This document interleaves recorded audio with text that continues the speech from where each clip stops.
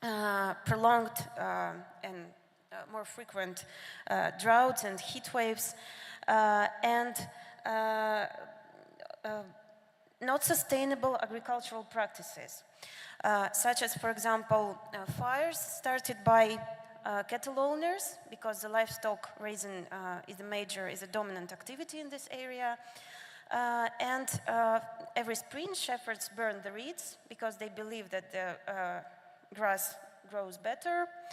And ecosystem unique to Gai forest suffers, and people suffer because the deforestation leads to increased desertification, and also we calculated that Tugai trees, they work as sorry, just one moment. Yes, natural forest help to improve water regulation capacity of the delta, increasing water infiltration into ground and during floods, and giving water back during droughts.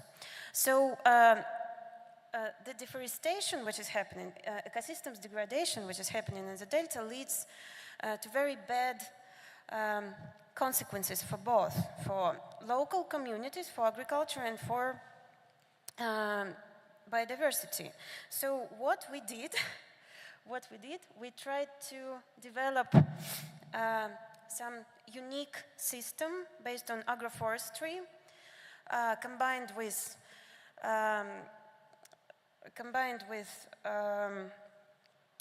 water-saving technologies, different water-saving technologies. For example, we used and cocoons for planting trees and vegetables. But our major idea was to involve local communities in reforestation of the delta. So people can plant forest and grow some vegetables and fruits combined with water-saving technologies. This is, I will skip because I have not very much time. I will skip the details, but now we have, yes, we considered different local specialities. For example, very saline soils in the delta. Now we have some results of these agroforestry systems, of integration of water-saving technologies, drip irrigation, water box, plant cocoon. But what I want to say, what I want you to remember as a take-home message.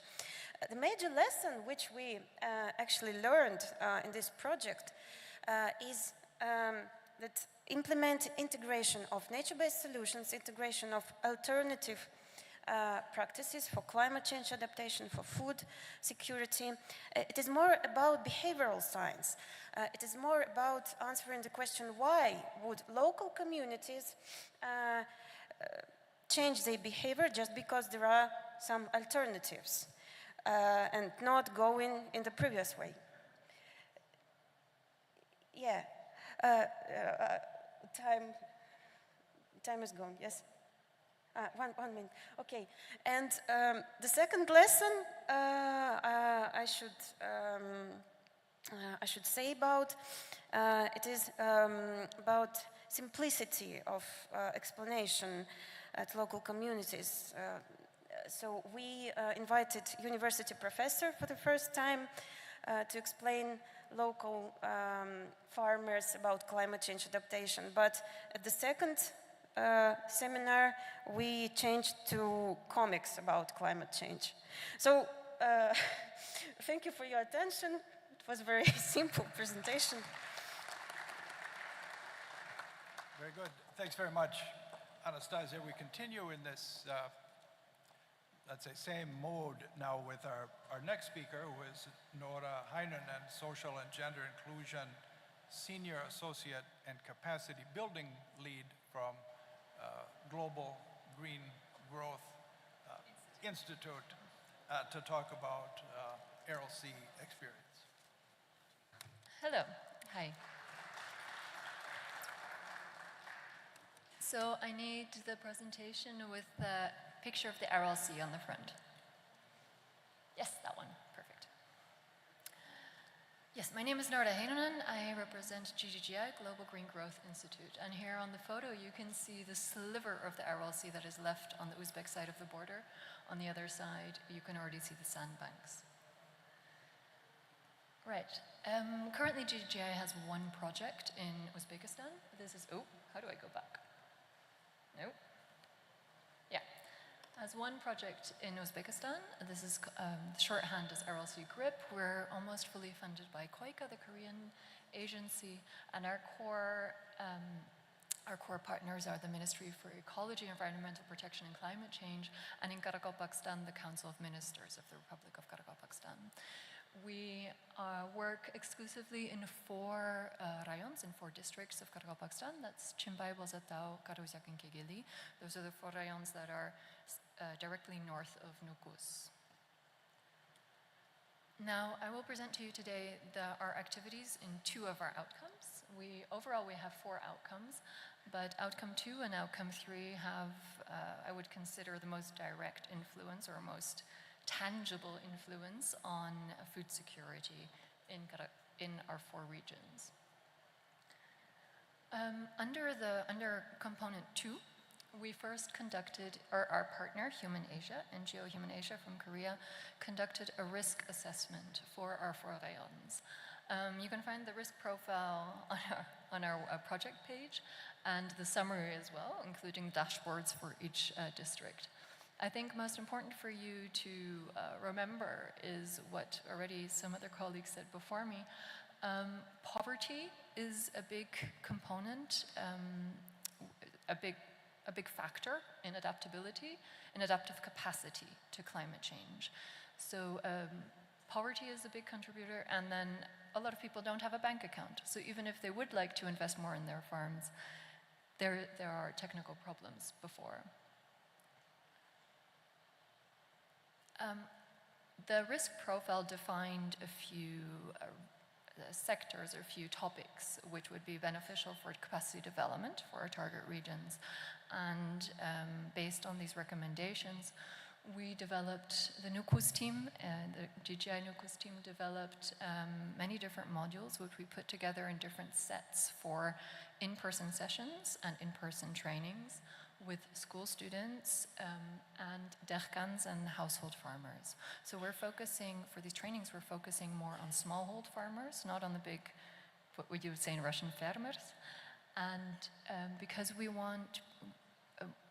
figured out it was important for people to realize what is climate change, how it does affect me here in Karakalpakstan, and what can I do to adapt. So all of these modules are geared towards climate change adaptation. Most key for food security are set 1 and set 3. As you can see, set 1 is geared towards 12,000 school students, and set 3 towards 2,000 dehkan, so smallhold farmers. And we focus on helping people figure out together in these in-person sessions. They're not trainings with PowerPoint slides, but they're like live discussions, discussing how to improve practice in their own garden. And where we will support all these efforts with a big media campaign, which we will roll out across Karakalpakstan, where we will highlight with small comedy sketches and interviews, best practice interviews, some of the best practices or some of the things people can implement at home so that they can improve their farming, their home farming practices, and be more prepared for more extreme climate situations. Then under component 3, we have 2 key components. One is our climate smart agriculture business models, and the second one is the business development platform. So our CSA business models are very hands-on.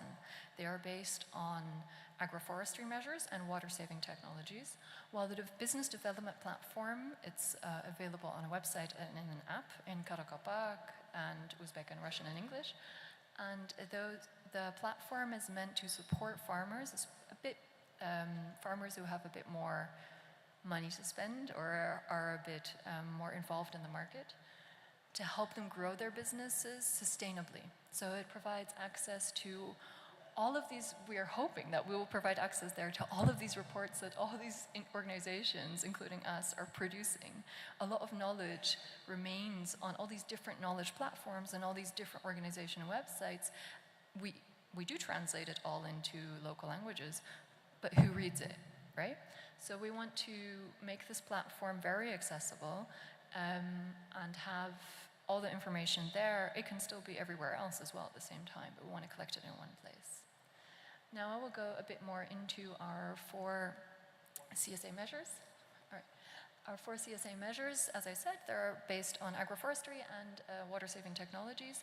We're focusing on setting up windbreaks. So these are rows of trees, preferably in rows of 3, all around a field. This stops the wind from blowing in with sand and salt, and it reduces evaporation from the field greatly. Also, it provides the farmers with a more diverse income, because we're recommending to plant salt and drought resistant fruit trees, specifically apricot and jida, which is Russian olive.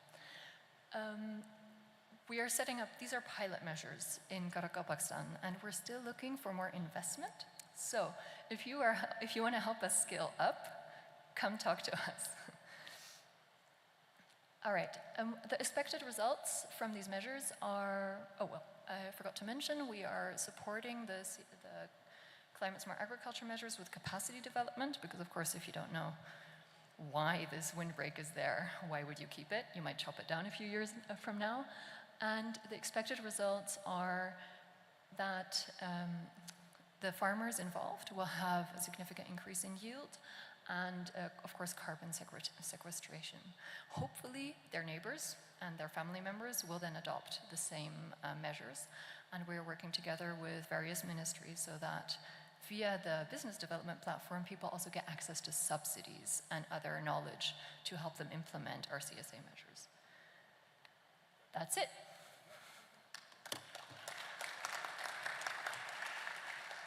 Very good, very good. Thanks very much. Very, very interesting. And we certainly hope those results come through, and I'm sure it'll have a great impact.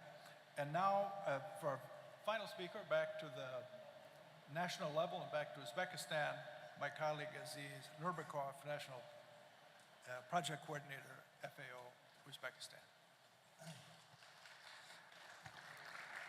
Assalamu alaikum, hurmatli yig'ilish qatnashchilari. Hello, dear participants of the meeting. My presentation is in English. The organizers giving me opportunity to make a presentation in this very important event and also very important session. Because climate change is already here in Uzbekistan. We are feeling the climate change. So in this case, it is very important that in Food Security Congress, they made a special session for climate change. So everybody knows that climate is here. And as you can see, comparing this change over the time. This is the case in Uzbekistan. Now, projection for 2100, it is almost 4 these degrees can be increased in Uzbekistan. And also frequency of the droughts are increasing. And also Amudarya, Sirdarya, the flow will be decreased. So all this because of climate change. Now, what can we do to address these climate change challenges in Uzbekistan? Is there any practice or management to address climate change? Of course, yes. Because our scientists are already working. So main this practice is conservation agriculture practices. As you know, in conservation agriculture, we have three main principles. The first principle is no tilling, no plow, just direct seeding. Second is crop residue retention, or we should keep crop residue in the upper layer of the soil. And third most important principle is crop rotation. Why crop rotation? Why crop rotation is so important? Because through the crop rotation, we can make biological plow or till or tillage. And also through crop rotation, as we have different crops in our land, different crops has different root system, and different root system has different microorganisms. Different microorganisms can also improve soil structure. So because of this, we don't need no-till. Okay, there is some results. So adaptation through drought, temperature tolerance, and less water needs. It means that we need drought-tolerant crops. Zafar Bek already mentioned about drought-resistant crops in his presentation with climate-smart agriculture practices. Here also the same.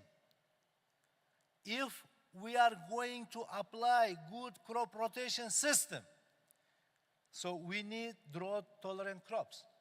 And also, so using good practices, we should save the water. Everybody knows that in Uzbekistan we have water scarcity. Is going more problem from year to year. So through the tillage system, we always losing soil moisture. 1 minute, okay.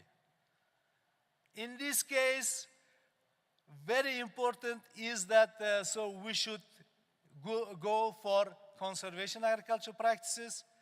Through adoption of conservation agriculture practices, we can address most important climate change issues, for example, in rainfed areas.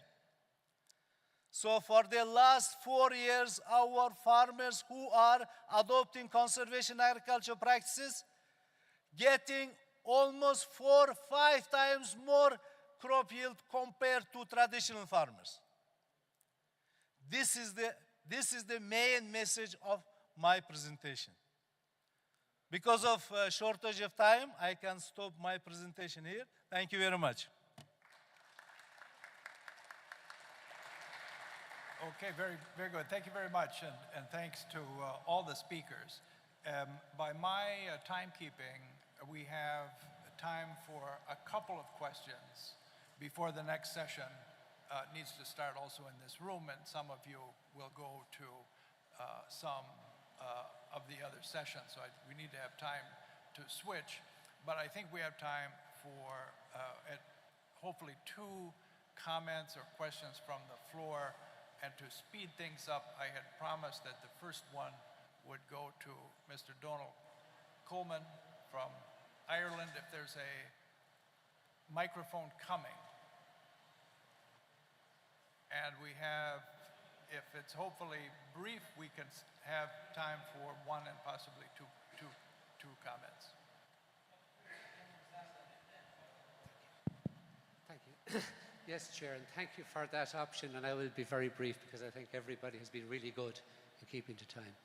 Just very simply, I think I'm from Ireland, as you said, and the news I can share with you is that the problems you're having here in Central Asia travel all the way across to the west of Ireland. So, with the exception, of course, of water scarcity, we have too much water. But the principles that you're facing are the same, and I suppose for us as well, like Yvette said earlier and Director Hawkes in the morning session, climate for us, it's an extremely complex challenge. You cannot tackle it sectorally alone.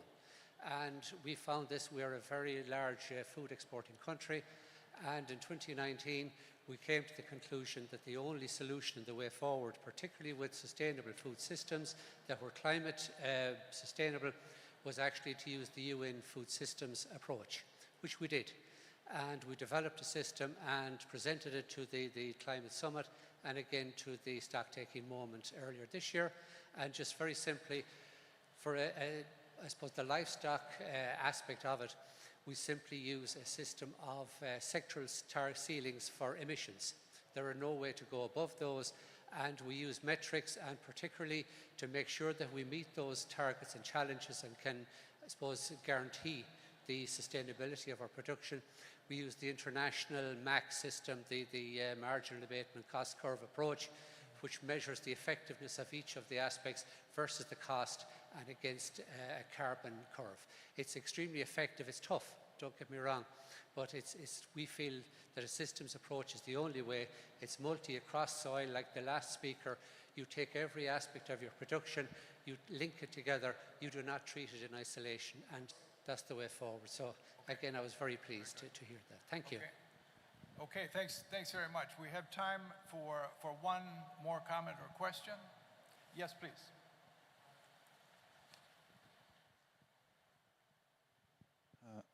Good afternoon. My name is Vadim Sokolov. I am representing Agency for Project Implementation under International Fund for Aral Sea Saving.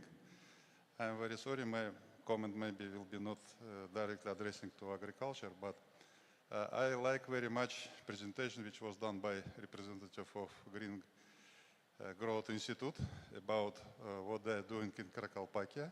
It's a very interesting experience. So my comment is that a few years ago, Uzbekistan initiated a special initiative which was supported by the United Nations Special Resolution, claiming Aral Sea as a zone of innovations in technologies.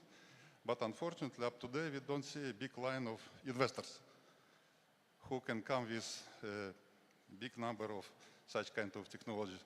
Today, we observe only some few projects, and GGGY is doing one of that, and it's very good experience. But my comment, how to transform Aral Sea crisis, really very interesting for investors, because I know that investors, they have some kind of commercial interest, and today we have this implementation of very nice technologies which suggested by also professor, by GGI, by other speakers.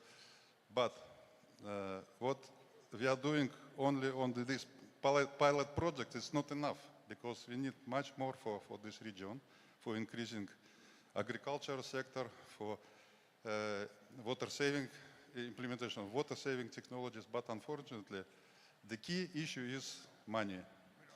But money not coming. So maybe we need to continue this discussion about how to increase involvement of real investment in this business. No, thank you very much. No, in fact, the investment aspect will be highlighted tomorrow. So, but you're absolutely right. All of these experiences that we've seen, that we've heard about today, all of them need to be scaled up massively and replicated and adapted to other conditions and other circumstances. So thank you all for coming. A big round of applause for all of the speakers, who I think we're all... Thank you to moderated, and thank you so much for beautiful moderation. Thank you. I hope some of you will stay in this session, which is or the next session, which is on trade, or to move to the other sessions quickly. We have all agreed to end on time, and I hope that that the others you find them ready to start. Thank you very much.